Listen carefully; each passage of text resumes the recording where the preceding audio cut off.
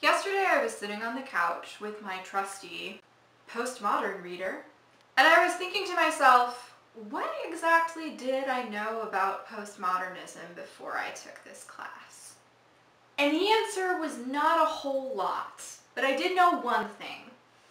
I don't remember where I picked this up, but at some point in my life, I learned that when you are in the modern or abstract or contemporary section of an art gallery or museum, what you are supposed to do when you come up to something you don't understand is pause for approximately 3 to 5 seconds, cock your head to the side, and go, how postmodern?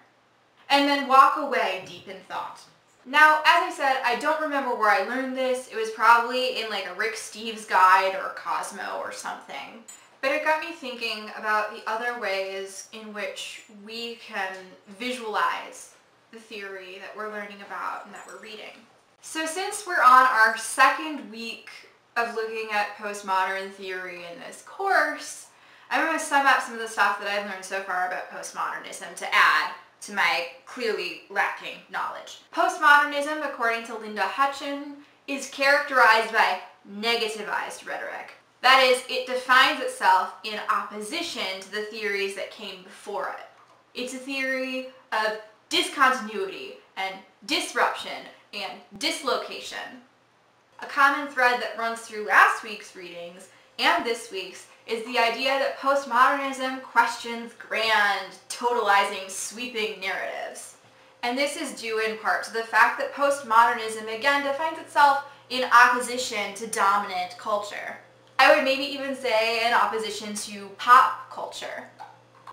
So something that Hutcheon wrote this week was what led me to think about postmodernism in art and my handy-dandy little trick for when you visit a gallery. Hutcheon wrote on page 252 of her essay, "Postmodernism challenges traditional notions of perspective.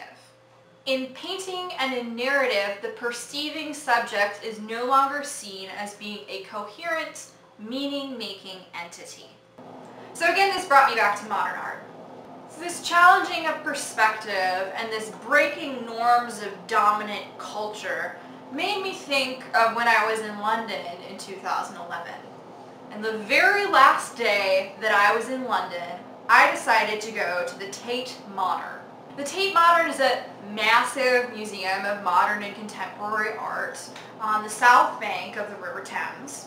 And it seemed an appropriate place to spend my very last night in London.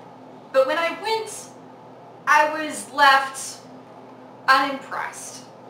Because I came in expecting grand frescoes and portraits. And what I found when I wandered through its halls was this.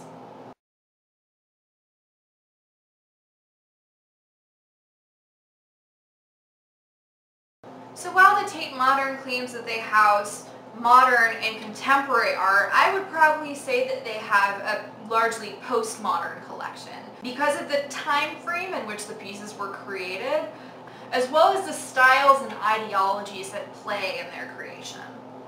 I came across things like this geometric shape on an off-white wall, paintings that were giant colored canvases with a couple of lines drawn across them, an installation that it was simply a mirror on canvas, sheets of construction paper pasted to a wall, and perhaps my personal favorite, a beer can wrapped in Kleenex. The whole time as I was wandering through the Tate Modern, which in and of itself is just an old abandoned power plant halfway filled with pieces of art, I kept on thinking, this is not art, this is not my vision of art, this is not artistic, why is this even here? And now examining the theoretical constructs of the time in which this art was created, I can think about why the artist made it. I can think about the fact that the whole power of postmodernism is that it afflicts us. It shakes us up.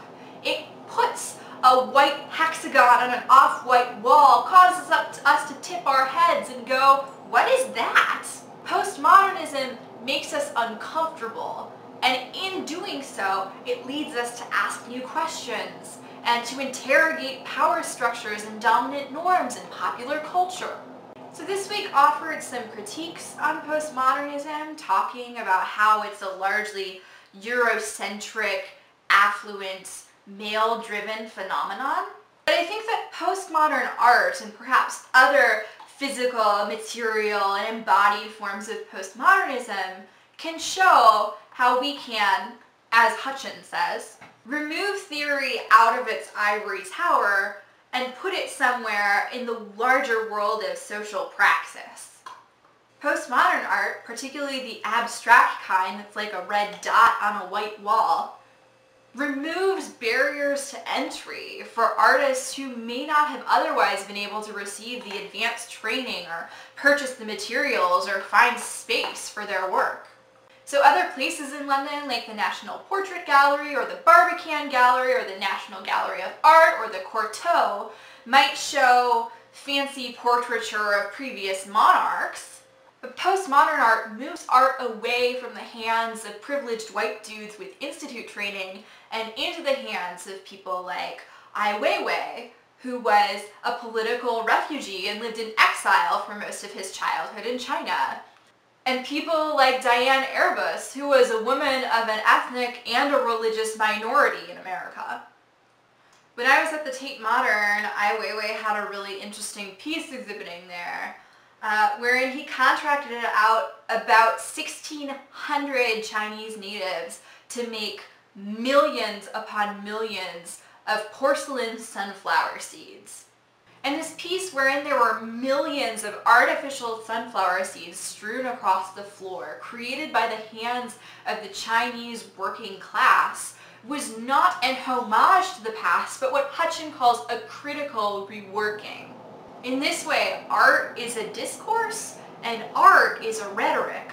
And I think in this way, the shift from fine art, from what Bell Hooks refers to as high modernism, into contemporary or abstract or postmodern art, mirrors the shift that we've seen, especially for those of us who took ancient theories of rhetoric in the fall, the shift from Bell's letters to this confluence, this abundance, this what Foucault might call a discursive explosion of not just rhetoric, but rhetorics in the 20th and into the 21st century.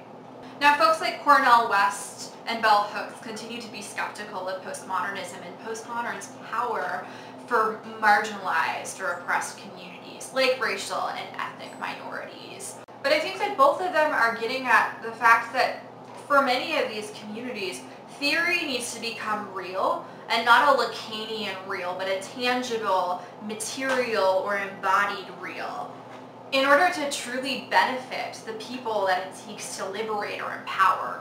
And I feel like art does this. Art is an embodied real. Especially at a place like the Tate Modern, which is visited by over 5 million people each year, from wealthy benefactors to tourists, to a group of school kids, to homeless Londoners off the street. So while postmodern theory, according to theorists, may be ineffective because it works inside of the very systems it aims to subvert, postmodern theory embodied through things like art or hip-hop music or performance can actually work on the margins or on the boundaries to effect change. Mary Daly, one of the scholars whose work inspired me to go to graduate school in the first place, talks about this in her book Beyond God the Father, wherein she says that the most social change is effected by women or by minorities living on the boundary of patriarchal or oppressive institutions. So I guess what I want to leave my reflection with is this question. Where else do we see postmodern ideals of cultural dislocation or of skepticism of grand narratives, especially places that are rhetorical, be it visually rhetorical or textually rhetorical or even the rhetoric of experience? Where are we questioning and problematizing our language and how it creates meaning and how it creates culture?